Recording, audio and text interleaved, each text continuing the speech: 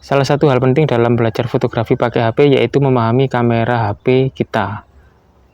Jadi kita harus paham kualitas kamera HP kita.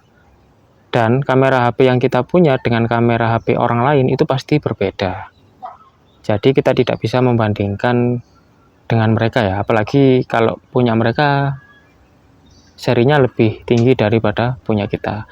Jadi minimal kita harus pahami kemampuan kamera di HP kita itu seperti apa. Apakah menangkap objeknya itu lambat ataukah cepat, atau mungkin ada fitur-fitur tambahan yang lain, apakah ada mode pro-nya, mode makro, kemudian mode-mode yang lain. Jadi kita harus paham kamera HP kita seperti apa. Nah, kali ini kita akan coba untuk memahami kamera HP ini ya.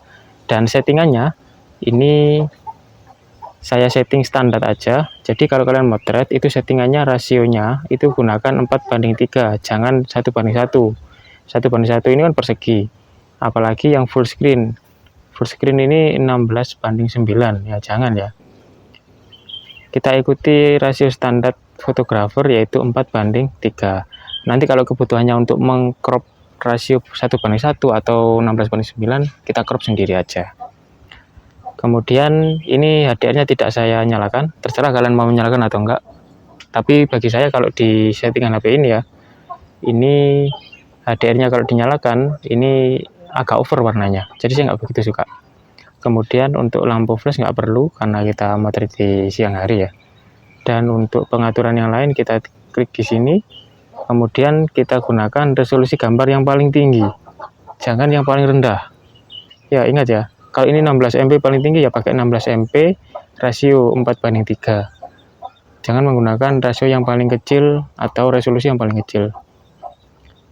Jadi harus siap-siap punya kamera atau punya memori yang besar juga. Penyimpanannya bisa internal atau eksternal terserah. Saya sengaja di internal. Jadi itu ya. Kemudian di sini ada mode cantik. Nah, ada super malam. Nah, super malam ini untuk mode malam hari, bokeh. Oke, ini efeknya ya, kita lihat aja ya. Nah, seperti ini. Nah, ini efek bokeh seperti ini ya. Nah, kalau kita gunakan seperti ini, ada sedikit over warna, kita turunkan aja saturasinya. Nah, ini bokeh. Oke, itu ya. Nah, hasilnya kalau bokeh seperti ini F4 kayaknya settingannya ya. Kita tunggu dulu ya. Agak lemot ini. Nah, hasilnya seperti ini. Oke, ini ya lumayan bagus lah. Ini untuk di objek, tapi kalau di orang saya belum pernah nyoba ya. Mungkin lain kali akan saya gunakan untuk motret orang. Nah, biasanya kalau di orang itu ada beberapa objek atau bagian yang tidak ikut terpotret atau ngeblur. Biasanya gitu. Ini efek bokeh. Kita coba aja. Kalian explore aja. Mungkin menu di kamera HP saya beda dengan di kamera HP kalian. Kemudian mode cantik. Ini filter ya. Biasanya ada filternya ya. Cuman nggak ada contoh modelnya, nggak saya contohkan. Kemudian AI cam. Ini kamera utamanya. Nah, sudah sampai ke situ ya. Jadi fiturnya ada AI cam. Dan di HP ini tidak ada mode pro-nya. Jadi tidak bisa mengatur ISO, shutter speed. Itu tidak bisa. Apa itu ISO sama shutter speed? Kalian nggak paham ya? Nah, nanti akan saya buatkan video khusus untuk ISO sama shutter speed atau mungkin juga sama focal length yang akan saya buatkan khusus. Yang jelas di HP ini tidak ada mode pro-nya. Dan kecepatan nangkapnya kita coba.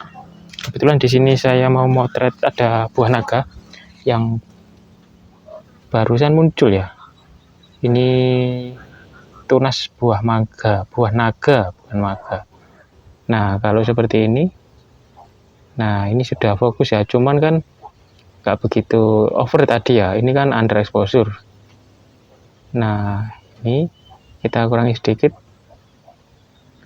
Oke, kita naikkan exposure-nya. Ini ada highlight yang berlebihan. Highlight itu yang warna putih ya. Kita coba motret. Nah, ini saya motret menggunakan rasio dead center ya. Bukan rasio. Komposisi dead center. Nah, ini kurang lebih seperti ini. Nah, ketika motret, tips ya, ketika motret usahakan objek itu terpotret dulu, tersimpan dulu baru kalian gerak. Ketika objeknya belum tersimpan, kemudian kalian gerak, hasilnya akan ngeblur. Kita coba lagi.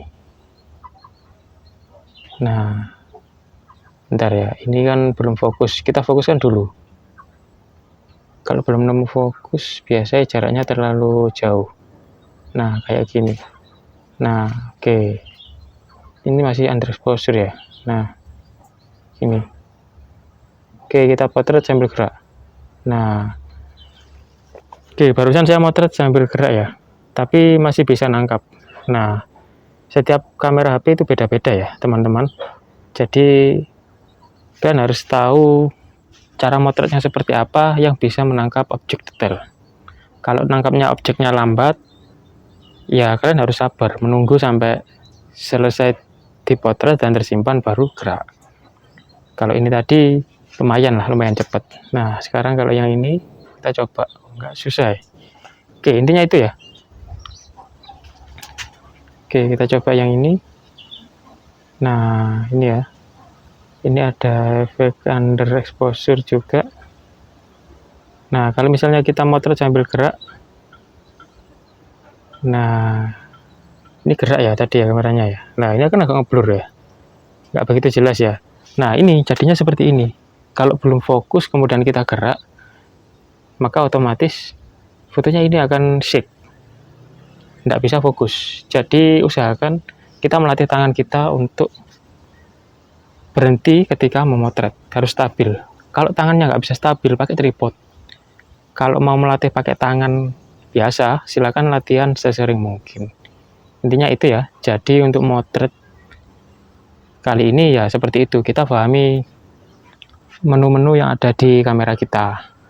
Nah, karena HP-nya cuma HP biasa, tidak ada mode pro atau mode-mode yang lain, maka reviewnya ya sampai singkat ini aja. Jadi intinya di video ini, kalau kalian motret pakai HP atau mungkin kamera yang lain, kamera profesional, kalian harus memahami kameranya itu seperti apa, terutama pakai HP ya.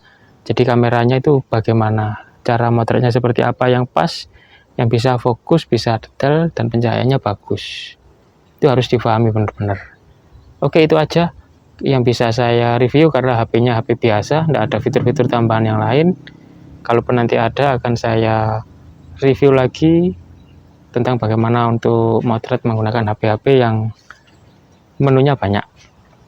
Kalau kalian mau belajar fotografi HP bersama saya, silakan gabung di grup yang ada di akun Instagram saya atau mungkin di deskripsi saya itu ada ya.